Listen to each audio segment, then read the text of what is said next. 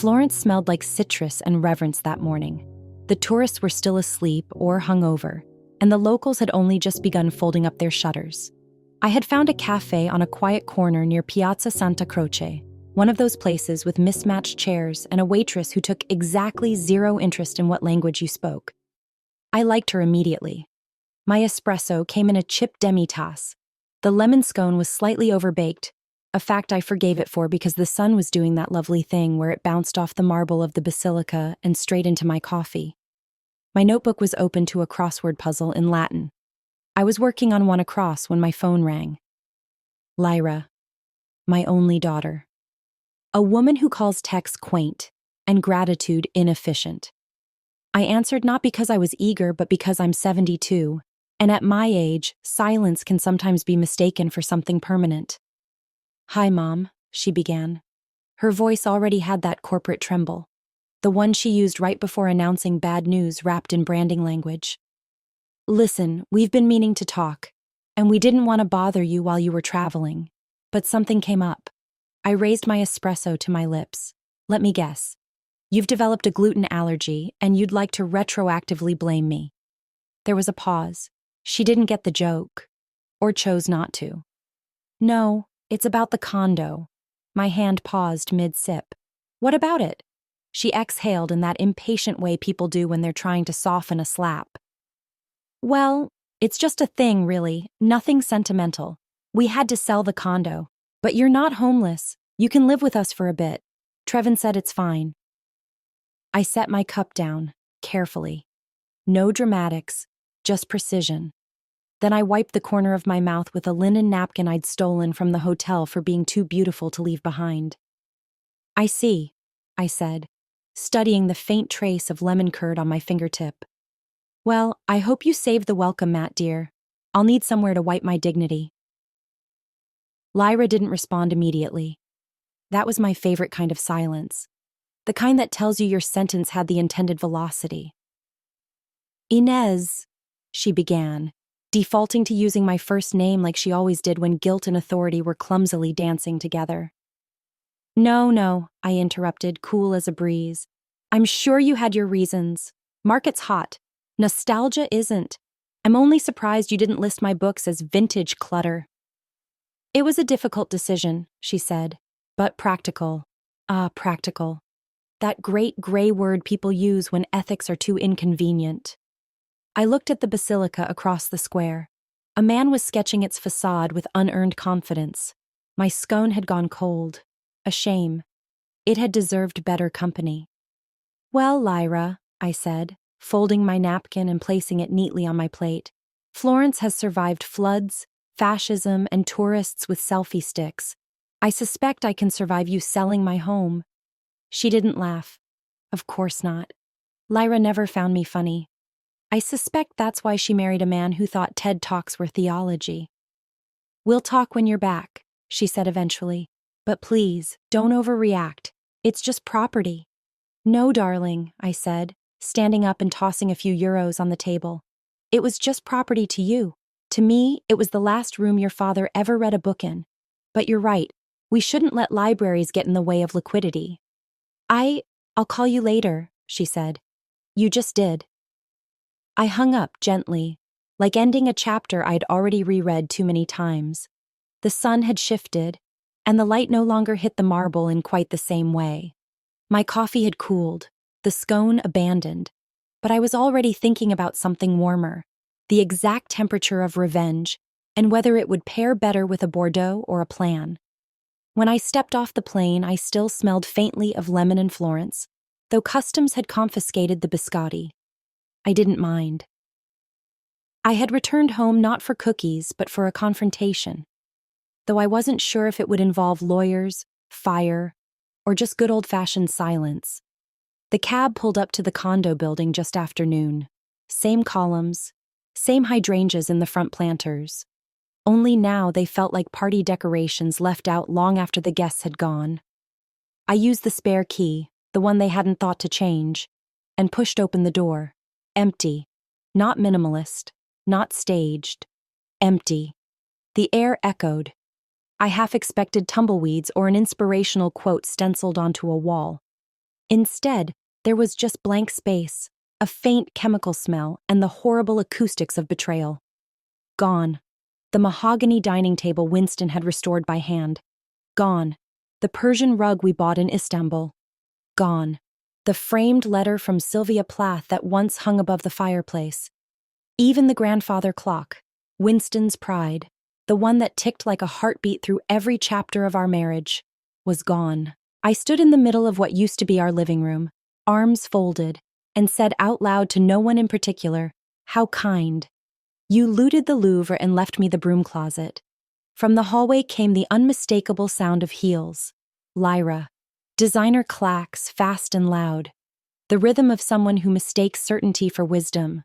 She appeared in a blazer too structured to be sincere and smiled like someone accepting an award they didn't deserve. "Mom, you're early." "You're surprised," I said, looking around, as if looters expect to keep the silver when the owners return. She ignored the jab. "I didn't think you'd be back until next week. And you assumed the house would have had time to forget me." She moved past me into the echo chamber that used to be the den, gesturing vaguely. "I know it looks a little stark, but it's a clean slate. Isn't that what you always told me? Clear space, clear mind?" "Lyra, I was referring to editing essays, not erasing your mother's existence." She pursed her lips. "You're overreacting." A word that should be banned from the English language unless it comes with a mirror.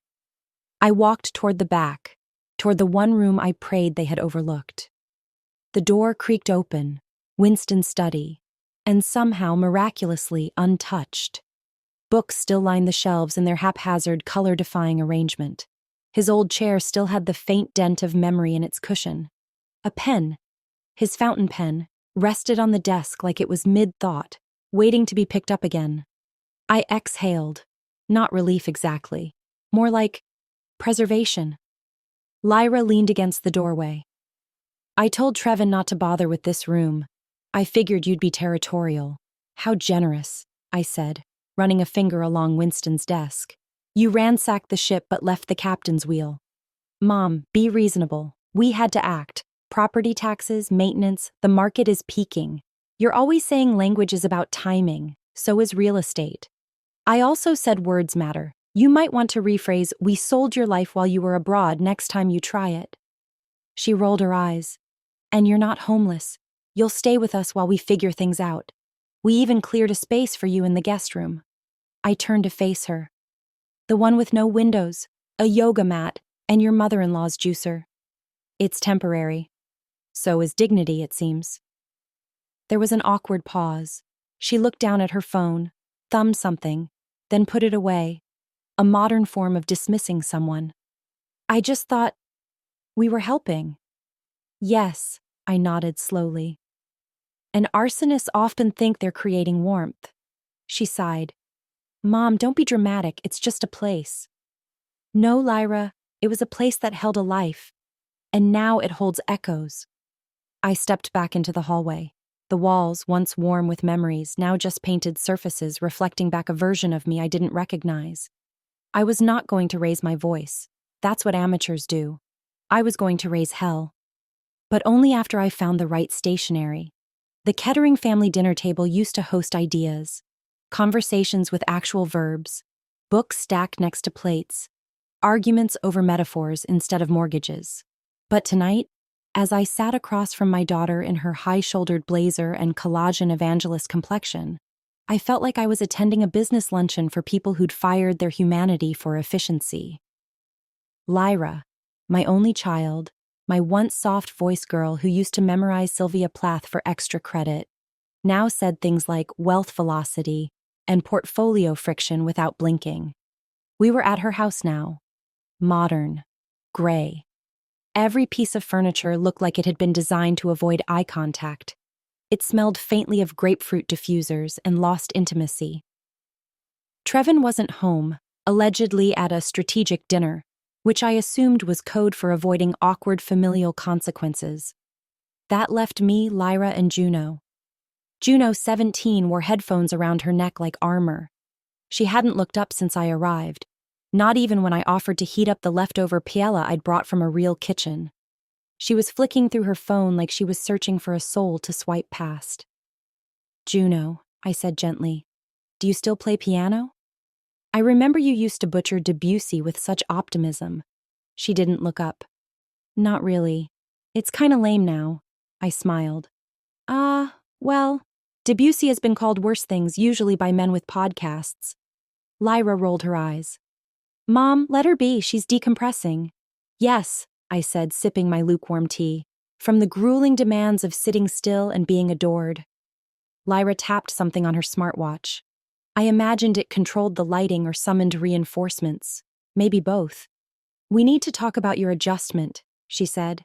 "This isn't the past. We don't live like you used to.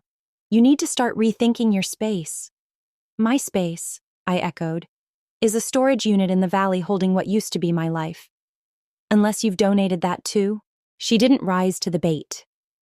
"I just mean," she said, adopting that gentle tone therapists use right before they blame you for your childhood, "you're holding on to emotional clutter, and that creates psychological drag.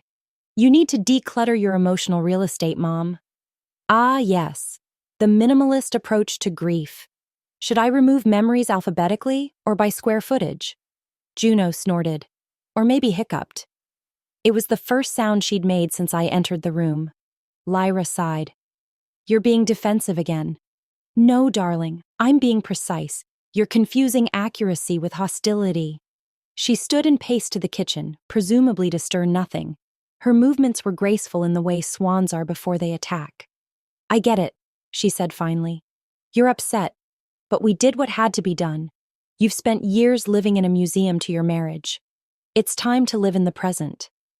"And your solution," I replied, "was to burn the museum and issue a press release."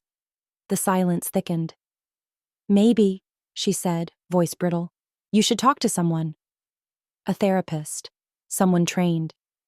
"I was a university professor for 40 years, Lyra. I spoke to 18-year-olds who believed emojis were valid punctuation. I'm quite trained in disappointment." She dropped the spoon. It clanged. "I'm trying," she said, lower now, "but you're impossible to help." "No, darling," I corrected. "I'm just impossible to manipulate with PowerPoint logic and Pinterest therapy." I stood, straightened my blouse. The linen didn't wrinkle, which is more than I could say for this relationship. Juno finally spoke, her voice half laced with boredom, half with curiosity. "Grandma, what do you want?" I looked at her. Her face was still mostly her phone's reflection, but somewhere behind her lashes I saw it. A flicker of a person not yet fully carved into a product. "I want," I said slowly, "a home that isn't managed like a hedge fund, and a family that doesn't treat love like a limited resource."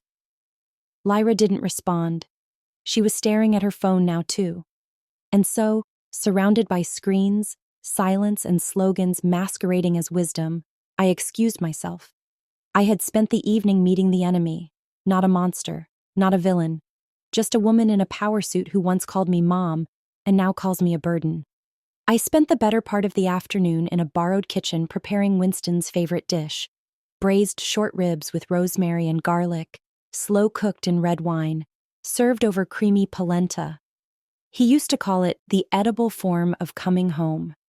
It felt ceremonial, cooking that way again, like lighting candles in a cathedral whose worshippers had long stopped believing, but lighting them anyway, out of respect for something that once felt holy. By 6, the table was set, silver polished, linen napkins hand-ironed, wine breathing, the good one, not the one with the screw top. I was trying against all evidence to treat this gathering like a family dinner. At 6:12, the door finally opened. "Smells heavy," Lyra said, stepping in first, her blazer somehow even sharper than yesterday. "I believe the term you're reaching for is home-cooked," I replied. Juno followed behind, phone in hand, oversized hoodie draped off one shoulder like she was perpetually escaping something. She looked up barely. "Hey, Grandma." "Juno," I nodded. Still refusing to make eye contact with the 20th century? LOL. She didn't laugh. I led them into the dining room. Lyra surveyed the table as if evaluating a staged condo. Juno immediately took out her phone, snapped a photo of the place settings, and captioned it without subtlety. "My grandma thinks carbs are love." I took my seat, poured the wine. "Two old recipes," I said, raising my glass. Lyra raised hers without sipping. "I'm cutting carbs." "You're holding wine," I pointed out. "That's fruit. Fermented, aged, and bottled. Like me. Still technically consumable." She gave a tight smile, the kind that said I don't have time to untangle that, so I won't. Juno forked through the polenta like it was a geology sample. Lyra dissected the short rib with surgical distaste. "This is rich, Mom." "It's dinner, not a confession." "I just mean," she said, dabbing her lips with a napkin she hadn't used, "you're indulging old habits. Maybe it's time to try lighter things. Simplify." "Ah," I said, reaching for the wine. "I see we've circled back to minimalism. The gospel according to Pinterest." The room fell into that kind of silence where even the candles seemed to flicker awkwardly. I looked at the table, a meal I'd poured memory into. Faces I once held as babies now avoiding conversation like it was a virus. The warmth of the food, the coldness of the air. I was feeding ghosts, I thought slowly. Except ghosts are quieter. Trying again, I turned to Juno. "I saw your video project last year, the one on climate dystopias. Impressive work. Your framing was haunting." She blinked. "That was last semester. It was mid." "Mid?" Lyra translated without looking up. "It means mediocre." I nodded slowly. "How efficient. One word to compress an entire spectrum of human effort." Juno shrugged. "Whatever." We moved to dessert. I had baked the lemon tart Winston always said, "Tastes like if truth and sunlight had a baby." I didn't expect applause, just acknowledgement that it existed. Lyra declined. Juno took a bite, then returned to scrolling. "Is that TikTok?" I asked. "Number Bareel." "Ah," I nodded. "A platform named after the one thing no one is." She smirked briefly. It was the closest thing to connection all night. Lyra glanced at her phone, third time in 5 minutes, probably checking her calendar to see how long dignity usually takes. "I appreciate the effort, Mom," she said. "Really. But this isn't helping anyone. You staying here? It's just awkward." "Awkward?" I echoed. "Because I exist inconveniently?" She set her fork down. "You know that's not what I mean." "Yes," I said, standing to clear the plates. "You mean I'm a relic, a period piece, something best put in a box labeled, 'Before the market peaked.'" She didn't deny it. After they left, early of course, I stood alone at the sink, running cold water over warm dishes, wondering why it still hurt when I already knew how this story played out. It wasn't dinner, it was archaeology, and they didn't come to eat. They came to confirm the ruins were still there. The office of Calvin Rook, Esquire, had not changed in 20 years, which is exactly why I chose him again. Men who don't redecorate don't forget details. He still had the same herringbone armchairs that looked like they came with a pipe and a confidential file, the same glass paperweight that trapped a tiny disapproving owl, and the same whiskey decanter, which no one had ever seen him use, a symbol, I suspect, for self-control. "Dr. Kettering," he said, rising. "Or may I say Inez? It's been, what, 7 years since we last revised the trust?" 8, I corrected. "But I appreciate the optimism." He smiled and gestured for me to sit, still sharp as ever. "Comes with the profession, and the betrayal." He paused, glasses halfway up his nose. "Ah, I assume this isn't a social call." I handed him a file. Thick, indexed, cross-referenced. "I'd like to initiate a formal change to my estate structure and begin the disinheritance of my only daughter." To his credit, Calvin didn't flinch. He simply opened the folder, flipped through the pages, and raised an eyebrow like a man finding treasure buried exactly where the map said it would be. "I take it things escalated?" "I'd call it a slow-motion erasure," I said calmly. "The kind that comes with perfectly rational tone and iced tea in stemless glasses." He nodded. Tell me everything. And so I did. The condo, the furniture, the fact that I now sleep under the same roof as a juicer named after a Greek god and a daughter who calls my grief inefficient. He listened like a man who bills in empathy, then leaned back and folded his hands. Inez, may I ask, does Lyra know the full extent of your estate? I laughed. Once. She thinks it's a condo, a pension, and a dusty bookshelf. I let her inherit my cheekbones. The rest? That's under lock, clause, and key.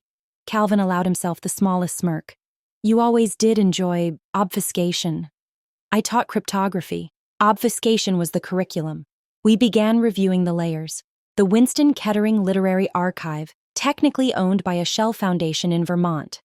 The offshore trust containing the proceeds from Winston's rare manuscript sales.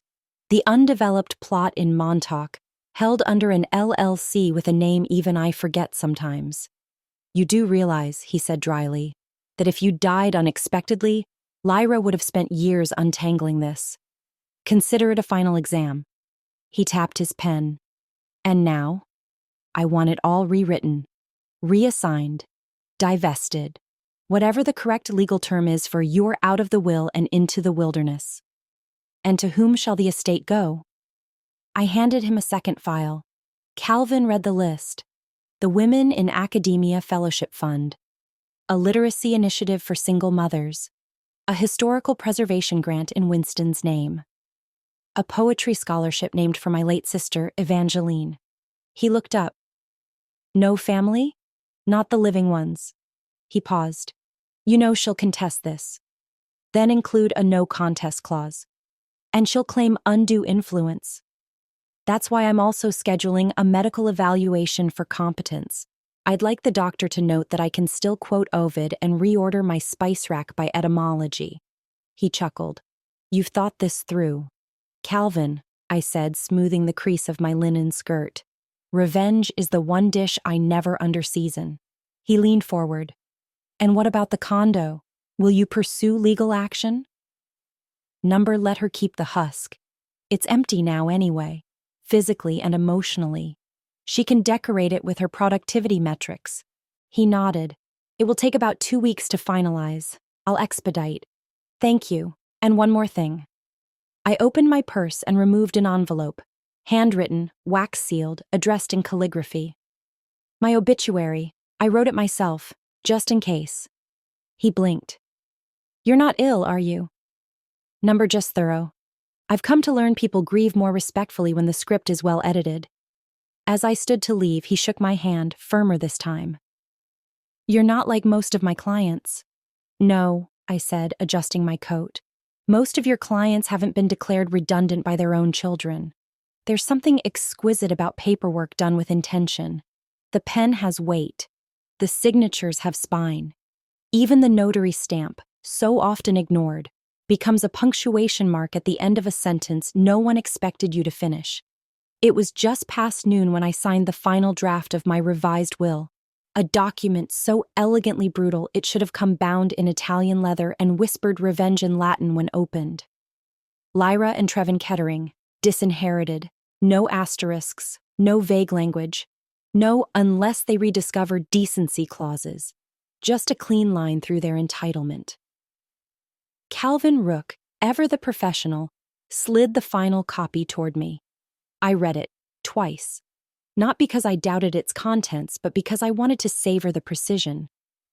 You're sure? He asked.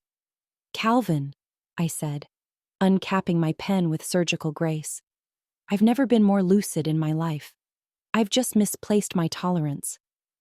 He nodded, gesturing toward the witness, a young paralegal with soft eyes and the wary expression of someone who'd clearly Googled me beforehand. I signed. It was done. The allocations. 1. The Winston and Inez Kettering Fund for Marginalized Literature Scholars. Annual scholarships to first-generation PhDs in the humanities. Special preference for students with unpronounceable names. A quiet nod to every attendance sheet I corrected with a red pen and a sigh. 2. Donations to rare manuscript libraries. 4 institutions, all of which had previously denied Lyra's attempts to digitize and optimize their archives. The donations were earmarked for preservation through resistance to algorithmic flattening. 3. The Evangeline Kettering Home for Women. Named after my late sister, who taught herself calculus while waiting tables, and who never once asked the world for permission to exist. The shelter would support survivors of economic abuse, especially older women discarded like expired warranties. I included a no-contest clause so ironclad it practically rattled. Anyone who attempted to dispute the document would forfeit everything, even the commemorative mugs. "And the capacity evaluation?" Calvin asked. "Already booked," I said. "Next week with Dr. Bennett. He's 78, still publishes quarterly, and once called me dangerously cogent. I trust him." Calvin made a note. "And if she accuses me of undue influence," I added, "please remind the court I've influenced entire generations of students, none of whom tried to sell my belongings while I was abroad." He smiled faintly. Later that day, I sat in my borrowed room, the one with pale walls and no soul, and reread the letter I'd written to accompany the will. It wouldn't be sent now, of course. Not yet. But someday, after I was gone, it would land on Lyra's sleek marble countertop like a bomb wearing a bow. "Dear Lyra, by the time you read this, I'll be elsewhere. Possibly ash, possibly myth. You once asked why I always kept things complicated. Because simple people think in straight lines. But life, Lyra, is a labyrinth, and I left you a map. You chose to light it on fire. I hope the smoke was worth it." After dinner, self-made, unapologetically rich in carbs, I poured a glass of Malbec and lit a candle in Winston's honor. He once told me, half laughing, "You'll be the only person I trust to haunt anyone properly." "Not haunt," I replied, "just reorganize their afterlife." And now, here I was, organizing my own exit, not with bitterness, but with the same quiet precision I used to decode enemy transmissions. Calm, focused, and fully aware that silence isn't the opposite of noise. It's its own language. Let them decipher this. The lake house had been Winston's impulsive romance, a slice of solitude tucked away in upstate New York, bought after a summer lecture tour and 3 glasses of Barolo. He called it our retreat. I called it our tax write-off. It had cathedral windows, a fireplace made from reclaimed stone, and a dock that creaked like it remembered better generations. Lyra didn't even know it existed. I never listed it under the family trust, never visited with guests. It was, in many ways, my version of a password-protected diary, carved into cedar and guarded by silence. Now it was for sale. The buyers were an investment couple from Manhattan who planned to turn it into a weekend Airbnb retreat for creatives seeking wellness alignment. I smiled. They saw a luxury escape. I saw an exit strategy. They paid in full. No negotiations.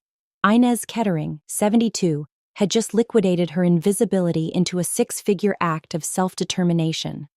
The next morning, I booked a one-way flight to Charleston, South Carolina, a city that smelled like heat and history and had more bookstores than banks. I had found a 2-story brick townhouse, built in 1873, walking distance to a small liberal arts literature academy and surrounded by magnolia trees that clearly held grudges. It had a wraparound porch, original crown molding, and the sort of iron gate that looked like it had locked out ghosts. It was perfect. Rowena was the second call I made. "South Carolina?" she said, somewhere between suspicion and delight. "That's where people go to retire and rebrand." "Exactly," I said. "I'm doing both, and I need someone to manage the jazz, the chaos, and the wine inventory." Rowena Montgomery, pianist, lifelong friend, and retired chaos magnate, had once dated a man who claimed to be Hemingway's grandson and tried to sell her a boat named Syntax Error. She survived, with elegance. "When do we leave?" she asked. "I close on the house in 10 days, I replied. "Bring your sheet music and whatever's left of your patience." We were not running away. We were just editing the cast list. That evening, I took a long walk through the neighborhood I would soon leave, the one with the curated hedges and the eerily identical doorbells. It all felt like a PowerPoint presentation. Clean, correct, lifeless. I passed Lyra's house, lights on, curtains drawn, probably planning her next quarterly projection on maternal compliance. I didn't knock. Instead, I left a note on her front steps. Lyra, if you feel a sudden breeze, don't worry, it's not a storm, just your mother leaving the atmosphere. Over the next few days, I donated half my wardrobe, kept the navy, kept the oxblood. Let the beige go. It had never suited me anyway. I kept the books with margin notes, the ones with Winston's underlining in pencil, so faint you had to squint to see what he thought mattered. I shipped 3 boxes ahead to Charleston, one for books, one for linens, one for my resolve. Rowena arrived the morning of the move with a single suitcase, a thermos of espresso, and a playlist she called Escape Elegantly. Are you nervous? She asked, tossing her fedora onto the passenger seat. No, I said, buckling my seatbelt. But I did schedule an anxiety attack for Wednesday, somewhere between utilities and fresh flowers. She grinned. You sure you're ready to start over? I glanced out the window at the street disappearing behind us. I'm not starting over, I said calmly. I'm starting wisely. The art of disappearing loudly isn't about shouting at the world on your way out. It's about curating your silence so exquisitely that the people who erased you start to panic when they realize the page you were on was the beginning of the whole book. The invitations went out on creamy cardstock, hand-addressed in cursive so sharp it could draw blood. I mailed them, not because email wouldn't suffice, but because ceremony terrifies people more than confrontation. You are cordially invited to an intimate farewell dinner, Sunday, 6 p.m., my home, Charleston, no explanation, no subject line like estate update or let's heal. Just dignity in an envelope, with enough ambiguity to make a narcissist twitch. Lyra called within 48 hours. Mom, she said, half warm, half wary. Got your letter? You did, I replied. Is this about? It's about dinner, Sunday, 6. Wear something breathable. A pause. Is there something we should know ahead of time? Just your appetite, I said, and hung up before she could take it as permission to bring a spreadsheet. Sunday arrived like it knew something the rest of the week didn't. I wore oxblood silk and a brooch Winston gave me on our 15th anniversary, an enamel quill with a tiny ruby at the tip. I hadn't worn it since his memorial. The house smelled like rosemary and fresh bread. Rowena naturally was already stationed at the piano, improvising something that sounded suspiciously like a requiem in B minor. Do you want me to stay and witness? She asked. Or leave and deny involvement? Stay, I said, adjusting the silverware. The audience is part of the performance. They arrived at exactly 6:03, punctual but not eager. Lyra wore what I can only describe as executive armor, structured white blazer, bone-colored heels, and the kind of statement necklace that said, I've monetized my boundaries. Trevin followed, smelling of citrus and ambition. Juno came too.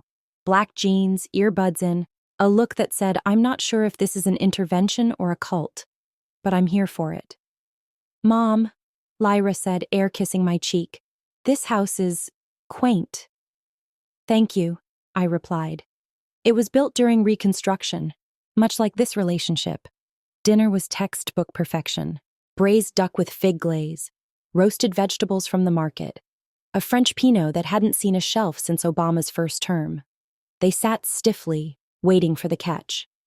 Juno texted under the table. Trevin complimented the wine like it was a PowerPoint. Lyra glanced at the table's centerpiece, an antique wooden box, dark mahogany, polished to a shine. Is that a gift? I said. For the family, after dessert. She visibly perked up. Trevin sat straighter. Juno finally looked up from her phone. We ate in relative quiet. I asked about school, work, travel. Got answers shaped like press releases and padded with vague cheer. After the lemon tart, Winston's favorite, I cleared the plates and returned with the box. This, I said, placing it gently in the center of the table, belonged to Winston. It was his writing box. You never saw it because he believed some things should remain private until the words were ready. I let the silence hang. Lyra leaned in. So, it's a journal? Of sorts, I said, and opened it. Inside, a single page folded. I handed it to her. She opened it, read it, slowly. Her face didn't change, but her throat twitched once. That subtle swallow of someone who realizes they've been cast in a tragedy without a script. Juno tilted her head. What does it say? Lyra read aloud, voice tightening with each word. The greatest tragedy is not death. It is watching your legacy be reduced to entitlement. Winston Kettering, 1997. No one spoke. Trevin cleared his throat. Is there more? No, I said. That is the inheritance. A single sentence. Worth more than anything you tried to sell. Lyra blinked. Is this a message? Yes, I said, standing. And unlike you, Winston delivered his without empty boxes or cruelty disguised as humor. Juno lowered her gaze. Lyra set the page down. So that's it? A quote? No, darling, I said, gathering the plates. That's a warning. The consequences come next. The air after the reading of Winston's line hung heavier than smoke. Even Rowena, seated politely in the next room with her glass of Riesling, stopped playing, as if the house itself was holding its breath. Lyra stared at the paper again, blinking like she expected the ink to rearrange itself into something softer, more palatable. Trevin glanced between us like a man watching a fire begin in a very expensive room and calculating how fast it might spread to his shoes. Finally, Lyra spoke. Wait, she said, voice thin. Is this a joke? Or are you trying to say something? I took a slow sip of wine. Let the silence stretch just enough to make her itch. Then, you sold my home. I sold your future. I thought we'd enjoy a trade. Her mouth opened, closed, like a power button being flicked on and off with nothing loading. That condo was practical, she stammered. It was sitting there, empty. We didn't think. No, I said smoothly. You didn't. That was the point. Trevin leaned forward, elbows on the table, casual, rehearsed. Look, I'm sure we could have handled things better. We just assumed, I interrupted. A lovely little verb. Right up there with borrowed without asking and forgot to mention until it was done. Lyra reached for the wineglass but didn't drink. Her fingers just circled the stem like she was holding tension instead of alcohol. But, Mom, this whole thing, the will, the box, it feels cruel. I set my fork down with surgical precision. Cruel, I repeated. Darling, cruelty is when you change the locks on someone who still pays the bills. Cruelty is signing someone else's name onto a deed and calling it a favor. This? I gestured to the table. This is clarity, wrapped in linen, served with wine. Juno, unusually quiet, finally spoke. Why didn't you just say all this before? I turned to her, not unkindly. Because it wouldn't have registered.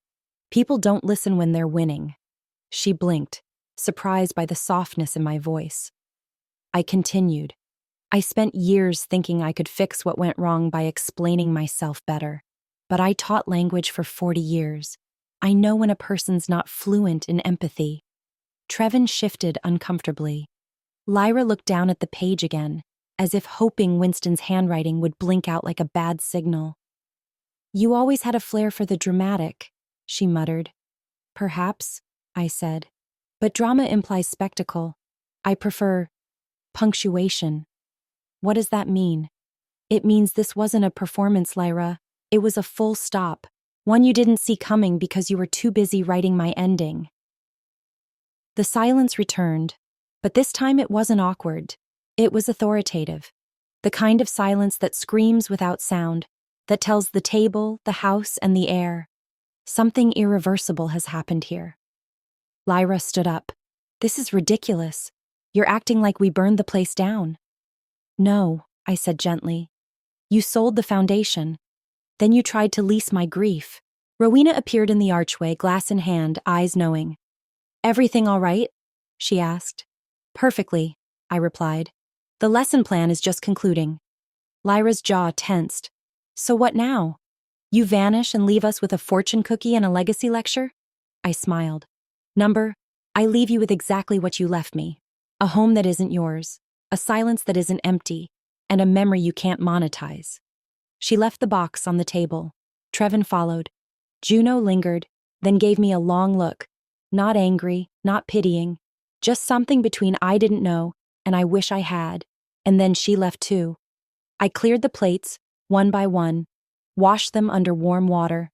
The candle wax had pooled, the wine had breathed, and somewhere in the quiet I felt Winston. Not as a ghost, but as punctuation, a full stop, followed by the next sentence. The letter arrived in a manila envelope, thick, overconfident, and a little smug around the corners. I could tell from the postmark it was hand-delivered, as if urgency and intimidation had RSVP'd together. Inside, a formal notification from Trevin's lawyer. Threats of undue influence, claims of emotional manipulation, hints at litigation regarding the amended will and the psychological distress caused by inheritance expectations being violated without transparency. I poured a glass of wine. Merlot, mid-tier, good enough to read idiocy with. The phone rang just past 5 p.m. I answered on the third ring, not because I was reluctant, but because I enjoy making people sweat for a dial tone. Mom, Lyra's voice, icy with performative control. Ah, I said calmly. Are we calling to apologize or escalate? She exhaled hard. Trevin's furious. You embarrassed us. Not at all, I replied. You embarrassed yourselves. I simply set the lighting. He's talking to lawyers. I hope they spell my name correctly. I do hate a typo in litigation. She paused. This could get ugly. Darling, I said, swirling the wine. Please sue. It's been years since I've read anything amusing in court filings. 15 minutes later, the door slammed. Juno stood in the entryway, breathless, flushed, backpack askew. Her eyeliner was smudged, not from fashion, but fury. I can't believe you, she said. Many don't, I replied. That's how I get things done. She dropped her bag to the floor like punctuation. You're punishing them, us, for something you should have just talked about.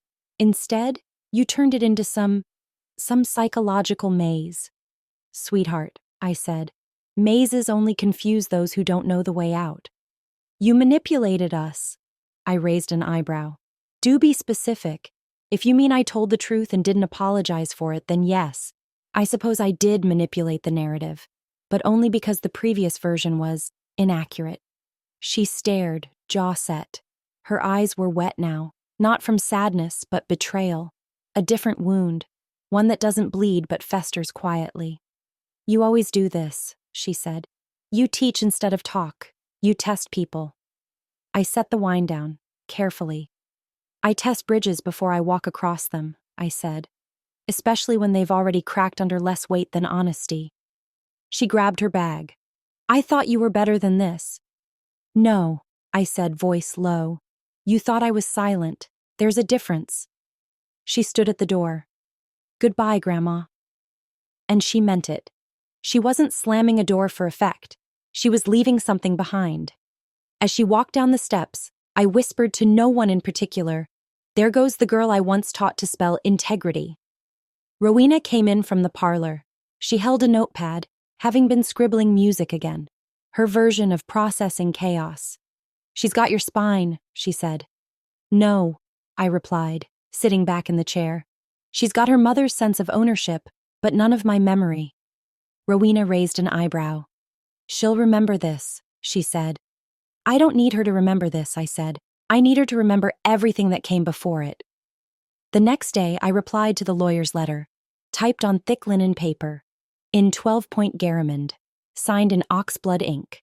Dear Mr. Fenwick, thank you for your letter. I appreciate your concern regarding my mental faculties. For your records enclosed is a copy of my recent cognitive evaluation, signed and notarized, which should satisfy any doubt as to my capacity, and regrettably your client's. If your client insists on pursuing legal action, I would be delighted to attend court. I do hope he brings his finest logic. It would be refreshing to see him use it for the first time. Regards, Doctor. Inez E. Kettering. Sometimes silence is loud. And sometimes when the house goes quiet and the candles burn down to nubs, what remains isn't regret. It's precision. And in my case, a paper trail. Charleston greeted me the way a seasoned host greets a returning guest. No fanfare, no questions, just a seat by the window and a glass of something quiet. The townhouse stood proud on a cobblestone lane, weathered and stubborn. Like me, it creaked in the right places and smelled faintly of tobacco, oak, and stories that hadn't been told yet. I let Rowena pick the curtains. She had opinions about texture. I had opinions about silence. We made it work. By the second week, the neighbors already had theories. A retired linguist with sharp clothes and sharper diction who walked to the market every morning and read T.S. Eliot in the park? Clearly a spy. Or a widow with a secret fortune. They weren't entirely wrong. I joined a reading group at the College of Southern Letters, mostly retired professors, a few rogue poets, and one delightful 24-year-old who didn't realize her talent yet. We met Tuesdays under a canopy of wisteria. They brought highlighted paperbacks and questions. I brought scones and corrections. Inez, said one, after I gently dismantled his entire thesis on metaphor. You don't just read books, you interrogate them. I sipped my tea. Books, I said, don't break when you press them. People do. Best to practice on paper. They started calling me Professor Emerita of Precision. I didn't object. By late spring, Rowena and I had planted tomatoes in raised beds out back. She named them. I labeled them. Ro, why is this one called Geraldine? She looked like a Geraldine. Confident, a bit overripe. Fair enough. Most mornings began the same way. Classical jazz, black coffee, and a list of things I was finally allowed to care about. Rowena, halfway through pruning a vine, once asked me, "Do you miss them?" "No," I said, clipping a dead bloom. "But I do miss the fantasy of who I thought they were." She nodded. "That's grief, but in italics." One afternoon I was asked to give a guest lecture. The ethics of language in inheritance disputes. Subtle. I wore navy linen and brought a slideshow titled Syntax and Sentiment, Why Words Matter More Than Wills. Afterward, 3 young women approached me. One with a notepad, one with too much eyeliner, one with rage behind her eyes. We've never heard someone say what we've been trying to write. I invited them to tea. That became Thursday afternoons, mentoring sessions with women writers who had something to say and no safe space to say it in. I taught them to write with surgical rhythm, to protect their voice like it was an heirloom, to never explain their anger to someone who interrupted it. Some days I was asked, "Do you think they'll come back?" Meaning Lyra, Juno, that fractured family tree I no longer watered. My answer remained, doors remain open until termites move in, then I bolt them shut. But I never threw away the key. I'm not cruel, just organized. The garden bloomed in uneven rows. The tomatoes overperformed. The roses, stubborn at first, finally erupted into color. Oxblood and ivory. Rowena stood at the porch one morning, coffee in hand, staring at them. "You ever think about how roses bloom best after being cut back hard?" I glanced at the blooms, then at the horizon. "They don't bloom from love," I said. "They bloom from what tried to kill them and failed." She raised her mug. "To us." "To us," I said. Dr. Inez Kettering had not disappeared. She had relocated, rerouted, and revised the ending. And in Charleston, amid books, jazz, tomatoes, and women who finally found their words, she began to write a new one. It arrived on a Tuesday, tucked among the usual medley of university bulletins, Arts Council invitations, and catalogs that assumed I had a sudden craving for ergonomic shoes. The envelope was cream. The ink? Real, not printed. And the handwriting? Slanted left, young but practiced. Someone who had only recently realized words carry weight. It was from Juno. I didn't open it immediately. I let it rest on the kitchen table next to the lavender sprigs Rowena had left from the market and the newspaper headline about yet another man failing upward. Some things deserve silence before the sound. By sunset, I sat on the back porch. Wine in one hand, letter in the other. I broke the seal carefully. I've always believed even endings should be opened with intention. Inside, "Dear Grandma, I've been thinking about you. About everything. I was angry. I thought you were cruel. But I've been reading. Winston's journals mostly. The ones you donated. The ones Mom never told me about. He wrote about grief like it was a living thing. About legacy and words. And how silence can be a form of resistance. I didn't get it before.